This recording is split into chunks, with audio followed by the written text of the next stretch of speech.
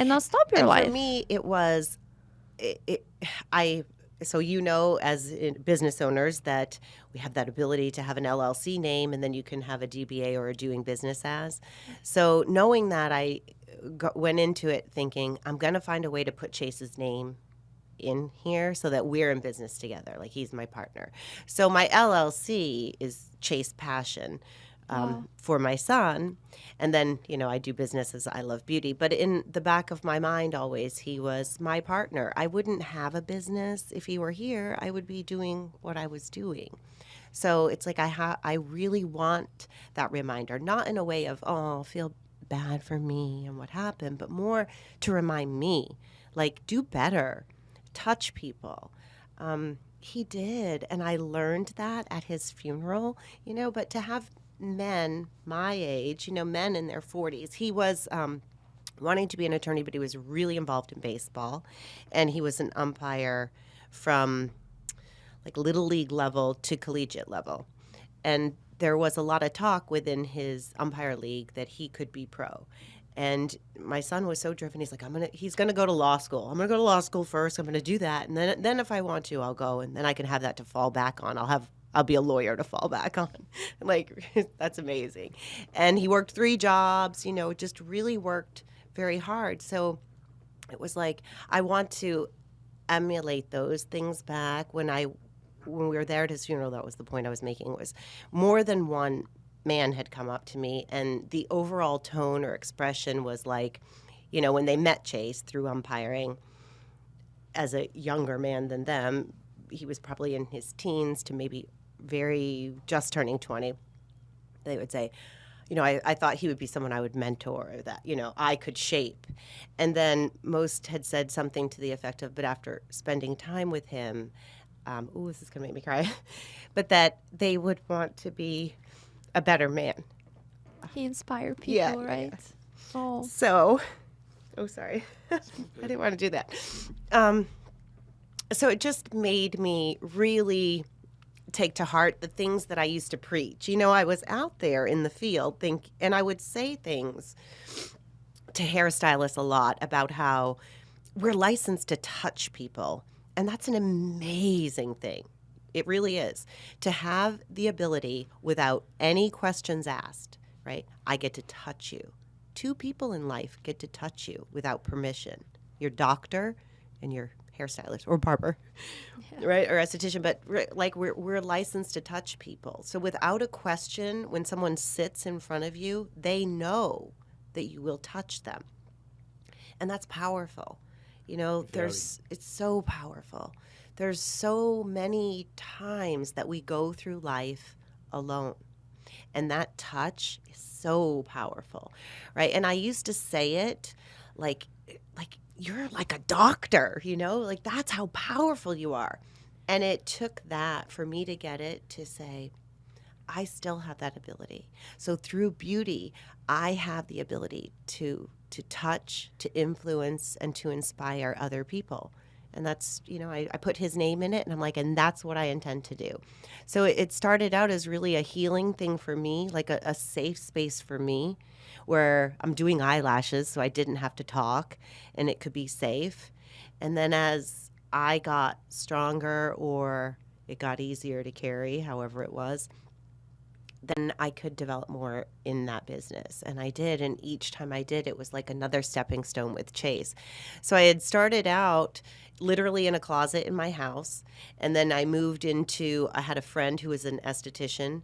She had a suite inside a tanning salon. And so I shared a suite with an esthetician in a tanning salon for a little bit. And then I got my own little spot in the tanning salon, and then eventually moved into a suite.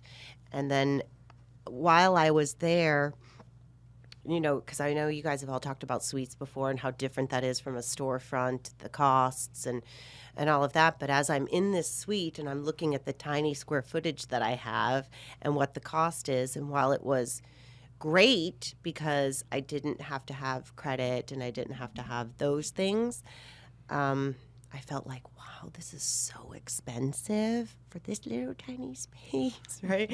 And then I also had to you're subjected to the good and the bad of other people's businesses, right? So you think at first, well, maybe it's great because that will help to attract, but what if the clientele that they attract is not the clientele that I want, right? And so for Yes. me, that was part of it because I had decided I'm going to have my business like I would have taught other people in theirs, which is I don't really want to work that hard. I want to be at a premium price point. I want to attract a certain clientele, and I want to be able to have freedom with my time. Because the point of this business for me, while yes, I needed to replace that corporate income, the real point was to be able to finally have control of my own time. You know, in the past, if it was my daughter needed me to take care of my granddaughter, You couldn't. no, I'm gone. Oh, I'm sorry. I'm in China for 3 weeks. Yeah. You know, so it was that was so important. It was like, yeah, I need to make that money, but I also want time. That's the beauty of our industry because we can do work on our own schedule. Yes, yes, and you can. There were so many things I think that I learned, especially in those first couple of years of starting business and healing, you know, going through emotionally what I was going through, but realizing I have to make money, right? And learning that I think, again, another amazing thing about our industry, especially being an entrepreneur in it, is that you can decide, I need a raise today, right? And get it. Look, I couldn't go in to one of my corporate offices and say, this month I need an extra $2,000. Okay, Sonia. Nobody else can reach for it. Right? Yeah. They'll be like, oh, you need an extra $2,000? Well, I don't know, get a part-time job, That's right? the life of the entrepreneur. Right. You don't have no one above you. There's no limit. It was the realization of every day there's billions of dollars moving around, right? There's billions of dollars. And all I had to do was get my bucket and put it out there and collect Correct. it, you Amazing. know? Amazing. It's amazing. So anyway, you wanted me to fast forward into that's kind of the business and why I got there. Well, I do have to add this because I think sometimes when we start a business or we have the idea of starting a business, it's kind of like I used to see even in salons when I would go in repping for a manufacturer. It's like the idea is, well, where's the busy bus, right? Like I'm here, so the busy bus is going to come, right? So, okay, I've got a business, so my millions are just going to show up. Yeah, but It's not like that. it's not like that. And sometimes it's a lot of work, and sometimes it's a lot of sacrifice. You know, and I hadn't planned on starting a business, so I didn't have like this great financial savings sitting there. In fact, I'd gone through a really awful loss, and 5 weeks after I'd lost my son, I got fired from my job.